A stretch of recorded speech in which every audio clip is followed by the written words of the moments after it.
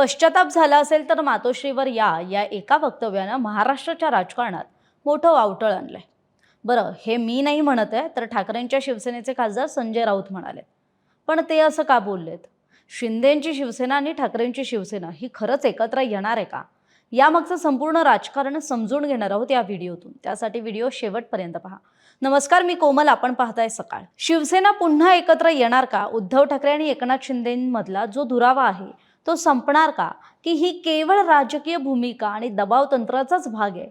या प्रश्नांची सध्या राज्याच्या राजकारणात जोरदार चर्चा सुरू आहे। या चर्चेची सुरुवात कुठून झाली, तर ती म्हणजे शिंदे गटाचे जे नेते आहेत आणि आमदार आहेत अब्दुल सत्तार यांच्या एका विधानातून झाली। भाजप आमचा खात्मा करत आहे आणि अशा परिस्थितीत दोन्ही शिवसेना एकत्र आल्या पाहिजेत अशी भूमिका सत्तारांनी मांडली। त्यांच्या या वक्तव्यानंतर ठाकरेंच्या शिवसेनेचे जे खासदार आहेत संजय राऊत यांनी थेट बंडखोरांना उद्देशून मोठं वक्तव्य केलं। संजय राऊत म्हणाले, ज्या पद्धतीने भारतीय जनता पार्टी त्यांना अपमानित करत आहे, त्यामुळे जर कुणाला वाटलं की आपल्याकडून चूक झाली, आम्हाला भ्रमात ठेवलं, आम्ही बहकलो, तर त्यांनी उद्धव ठाकरेंच्या नेतृत्वात मागे यायला पाहिजे। ज्यांना आपल्या चुकीचा पश्चाताप झाला असेल त्यांनी मातोश्रीवर यावं, उद्धव ठाकरेंसोबत चर्चा करावी, असं एक निमंत्रणच राऊतांनी देऊ केलं। मात्र त्याच वेळी पक्ष सोडून गेलेल्या प्रत्येकालाच पुन्हा प्रवेश मिळेल असं नाही, असं सुद्धा त्यांनी स्पष्ट केलं। इतकंच नाही तर राऊतांनी सत्तारांना टोलाही लगावला। भाजपबद्दल तक्रार असेल तर आधी आपल्या नेत्यांना म्हणजेच एकनाथ शिंदेंना हा सल्ला द्या, असं म्हणत त्यांनी सत्तारांच्या भूमिकेवर प्रश्नचिन्ह उपस्थित केला। यासोबतच शिवसेना ही एकच असून ती उद्धव ठाकरेंसोबत असल्याचा दावा सुद्धा राऊतांनी पुन्हा एकदा केला।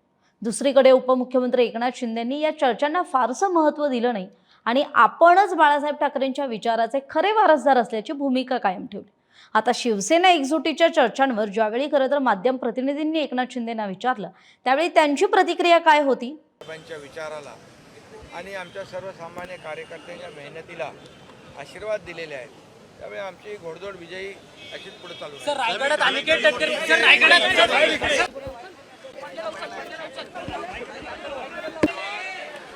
रविंद्र फाटक इन्होंने अपना पर्ची दाखिल किया है, उम्मीदवारी अर्ज दाखिल किया है। मैं आपको बताना चाहता हूं कि ठाणे पालघर में महायुति का बहुमत है, मेजॉरिटी है और महायुति प्रचंड बहुमत से रविंद्र फाटक को जिताएगी। मैं ये भी कहूँगा कि महाराष्ट्र के अंदर सभी जगह पर महायुति के उम्मीदवार चुनाव लड़ रहे हैं और ये महायुति के सभी कैंडिडेट उम्मीदवार भारी मतों से जीतेंगे। एकीकडे शिंदेंनी आपली विजयी घोडदौड सुरू असल्याचं म्हटलंय, तर तिकडे ठाकरेंच्या शिवसेनेचे नेते आणि माजी मंत्री आदित्य ठाकरेंनी ये तो सिर्फ ट्रेलर आहे असं म्हणत 4 शब्दात शिवसेना एकजुटीच्या चर्चेचा विषयच संपवला।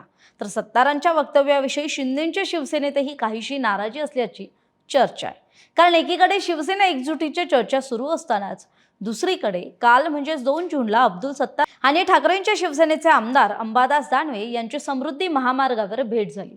यावेळी दोघांनी आपापल्या वाहनांचा ताफा थांबवत गळाभेट घेतली आणि इथेच राजकीय वर्तुळात चर्चेला एक नवं खाद्य मिळालं।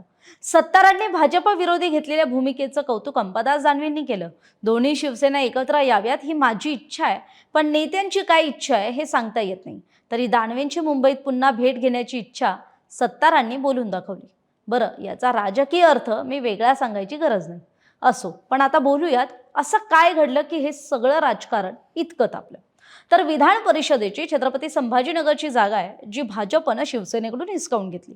जो खरं तर जिल्हा शिवसेनेचा बालेकिल्ला समजला जायचा, म्हणजे ज्या जिल्ह्यात शिवसेनेचे 5 आमदार 1 खासदार आहेत, असं असताना जिल्ह्यात पक्षाची ताकद असतानाही शिवसेनेला संपवण्याचा कट रचला जात असल्याचा आरोप अब्दुल सत्तारांनी माध्यमांसमोर केला। आणि मग त्यानंतर त्यांचा मुलगा आणि सिल्लोडचे नगराध्यक्ष समीर सत्तार यांनी सुद्धा विधान परिषदेसाठी अपक्ष उमेदवारी अर्ज दाखल केला। त्यामुळे आता 4 जून ही खरं तर उमेदवारी अर्ज मागे घेण्याची शेवटची तारीख आहे। आता 4 जूनच्या आधी समीर सत्तार उमेदवारी अर्ज मागे घेणार की महायुतीच्या अधिकृत अशा आणि भाजप उमेदवाराविरोधात रिंगणात उतरणार, याकडे आता सबंध राज्याचं लक्ष लागलंय। दरम्यान संजय राऊतांच्या पश्चाताप झाला असेल तर मातोश्रीवर या एका वक्तव्यानं अनेक राजकीय प्रश्न निर्माण केलेत। खरंच दोन्ही शिवसेना पुन्हा एकत्र येण्याची शक्यता आहे का, की ही केवळ दबाव तंत्राची राजकीय खेळी आहे? तुम्हाला काय वाटतं? शिवसेना पुन्हा एकत्र येईल का? तुमचं मत कमेंट बॉक्समध्ये कमेंट करून जरूर व्यक्त व्हा। आणि राजकीय घडामोडींचे सखोल विश्लेषण पाहण्यासाठी सकाळच्या यूट्यूब चॅनलला सबस्क्राईब करायला विसरू नका. धन्यवाद. महाराष्ट्रातील सर्व बातम्यांचे विश्वासार्ह व्यासपीठ सकाळच्या सर्व सोशल मीडिया प्लॅटफॉर्मला लाईक, फॉलो आणि सबस्क्राईब करा. तसंच सर्व नोटिफिकेशनसाठी बेल आयकॉन प्रेस करायला विसरू नका.